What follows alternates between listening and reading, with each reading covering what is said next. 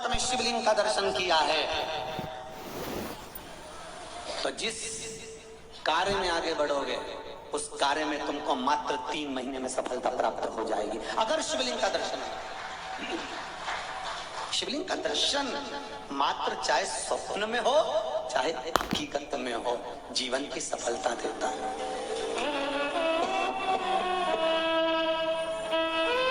वो सफलता प्रदान करता है। शिवलिंग का दर्शन अगर आप स्वप्न में भी कर रहे हो, शिवलिंग का दर्शन आप अगर हकीकत में भी कर रहे हो वो आपको फल देगा। जैसे वेद व्यास जी ने लिखा शिव महापुराण के लिए उमाखंड में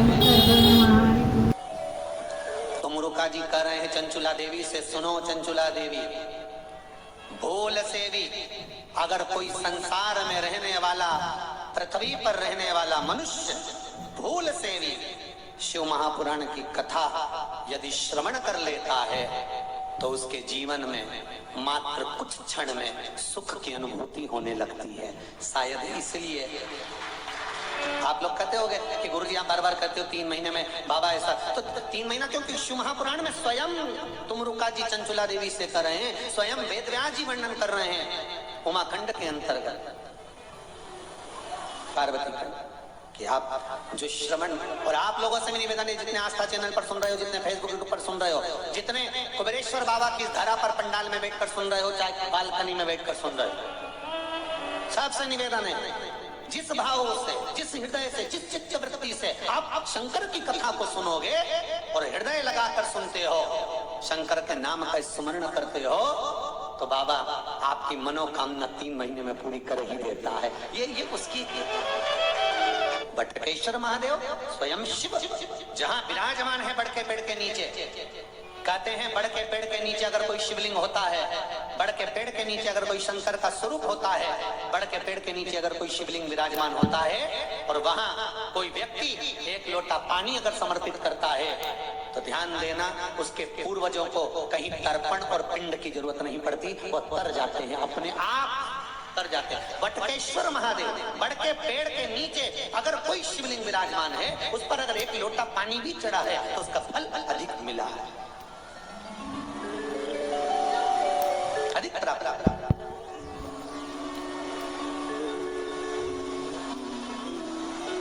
महाराज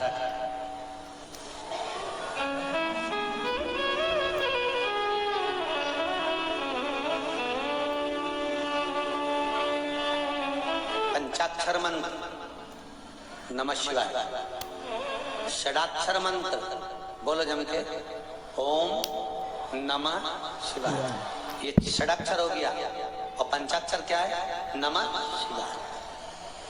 षडाक्षर मंत्र, पंचाक्षर मंत्र, जिस मंत्र को आप जप रहे हैं, चाहे श्री शिवाय नमस्तुभ्यम कहें, चाहे महामृत्युंजय मंत्र का स्मरण करें, जब घर से आप जल लेकर जाते हैं, चाहे बोतल में भरकर लेकर जाएं, चाहे पात्र में भरकर लेकर जाएं, घर से निकलते समय श्री शिवाय नमस्तुभ्यम या पंचाक्षर मंत्र नमः शिवाय या षडाक्षर मंत्र ओम नमः शिवाय, इस मंत्र का जाप कर कर घर की ओर निहार कर आप जल लेकर जब शिव जी को समर्पित करते हो और वहां से जल चढ़ाने के बाद भगवान का सुंदर चरणोदक थोड़ा सा लेकर आकर घर के द्वार पर छींटते हो, महाराज उस घर में कभी संपदा की कमी नहीं रह सकती, उसमें संपदा बढ़ेगी। पर जाते समय, घर से निकलते समय, जल ले जाते समय षडाक्षर मंत्र, पंचाक्षर मंत्र या श्री शिवाय नमस्तुभ्यम इस मंत्र का जाप कर कर घर की ओर द्वार पर दृष्टि कर कर शिव को समर्पित कर कर जल लाकर छीटा जाता है।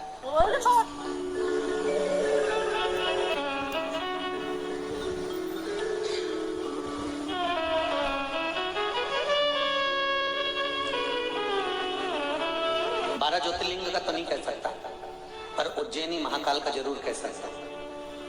हमारे देव अधिदेव महादेव महाकाल बाबा के सुबह ब्रह्म मुहूर्त में बम बम जल चढ़ता है। आप लोगों को स्मरण होगा कौन सा जल है? बम बम। बाबा बाकी के ज्योतिर्लिंग का मैं नहीं कर सकता क्योंकि कहीं सुनने को नहीं मिला, पर उज्जैनी महाकाल की नगरी में ब्रह्म मुहूर्त में सुबह भस्म आरती के समय पर बम बम जल चढ़ता। बाबा अगर आप कभी उज्जैन जाएं तो उज्जैन में अगर कोई ब्राह्मण जन को, विद्वत जन को, कोई उज्जैन में महाकाल बाबा के किसी पुजारी पंडित आदि को आप कहेंगे कि हमें बम बम जल दे दो, तो वो बोतल में आपको वो जल दे देंगे। जो उज्जैन में रहते हैं वो लोग जानते भी होंगे। बम महाराज वो जल की महत्वता क्या है? वो जल की महत्वता क्या वर्णन करेगी कि उस जल को जब हम घर के द्वार पर छींटते हैं या दुकान व्यापार के द्वार पर छींटते हैं तो वहां अगर कोई नेगेटिव एनर्जी आ भी गई है तो वो पॉजिटिव में बदल जाए, वो अच्छे भाव को प्रकट करे, अच्छी चीज को प्रकट करे। कई आप लोगों से भी कहूंगा, जो दुकान, जो व्यापार, जो व्यवसाय आपके कहीं ऐसा लग रहा हो कि डोल रहे हैं, नहीं चल पा रहे, पास कर ही दो।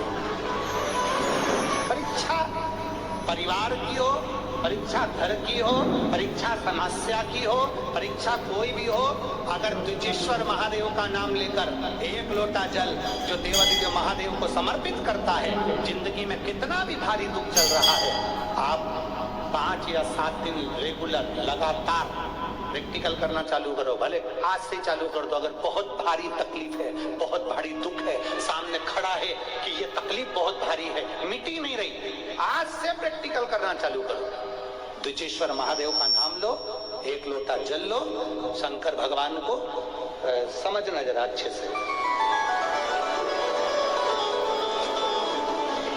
जैसे ये शिवलिंग, ये जलाधारी, ये जलाधारी का भाग, द्विजेश्वर महादेव का नाम लेकर जो जल चढ़ाया जाता है वो यहाँ से चालू होता है। जहां से पानी बहकर नीचे जाता है ना, जहां से पानी बहकर नीचे जाता है तो यहाँ से जल चढ़ाना प्रारंभ होता है द्विजेश्वर महादेव का।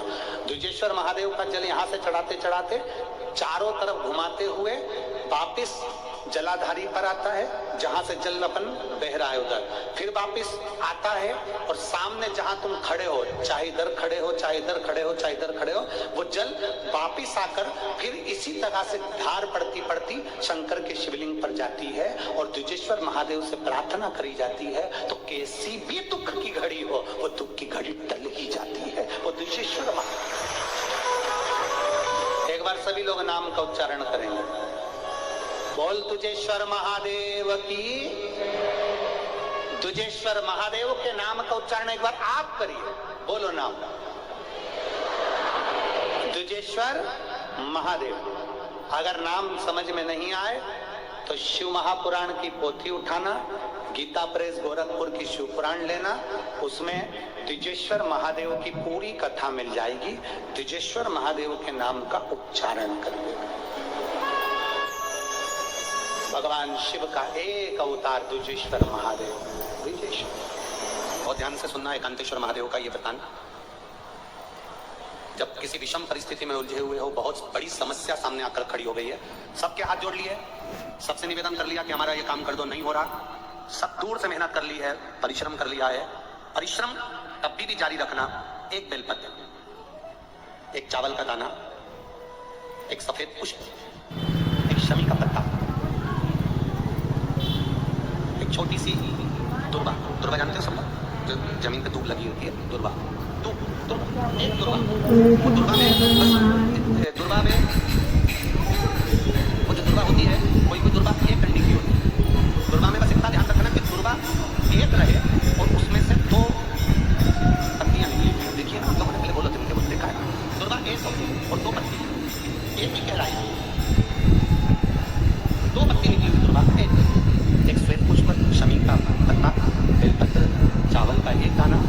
एकांत में कोई शिव मंदिर हो, अगर मंदिर ना हो तो एक छोटा सा पार्थिव शिवलिंग का निर्माण किसी पेड़ के नीचे एकांत में जाकर पूजन कर आराधना कर घी का दीप लगाकर एक सामग्री शिव जी पर अपने मन की कामना कर समर्पित करना प्रारंभ करें।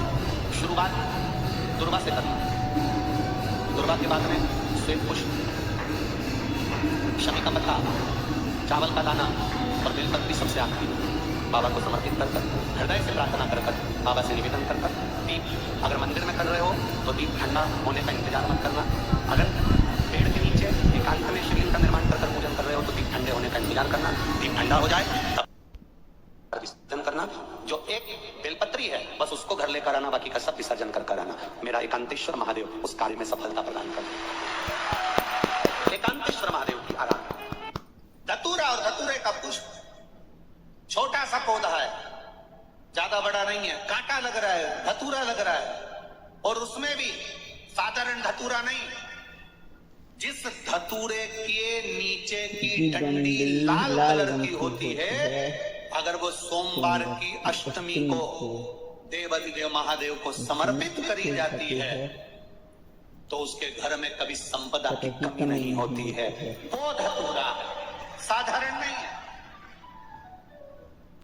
धतूरे में भी लाल डंडी, जैसे धतूरा गोल होता है उसके नीचे छोटी सी डंडी, देखा है आप लोगों ने? अरे देखी कि नहीं देखी बोलो? धतूरा